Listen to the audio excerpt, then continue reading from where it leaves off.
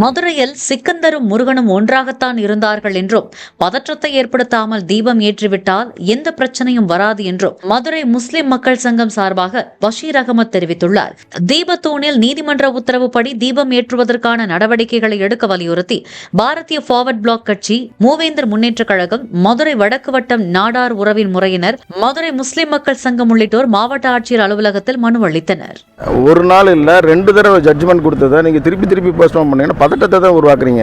இஸ்லாமியர்களும் இந்துக்களும் எங்கேயுமே வந்துட்டு இங்கே நீங்கள் மதுரையில் பொறுத்த மட்டும் ஒற்றுமையாக அந்த சிக்கந்தரும் முருகனும் ஒன்றா தான் இருந்திருக்கிறதா ஒரு அடையாளம், பழைய அடையாளமாக இருந்திருக்கு.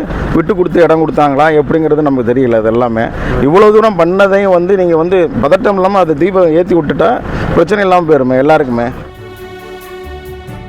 பிளே ஸ்டோர் மற்றும் ஆப் ஸ்டோரில் இருந்து பாலிமர் செயலியை QR கோடு மூலம் பதிவிறக்கம் செய்யுங்கள். செய்திகளை உடனுக்குடன் பெறுங்கள்.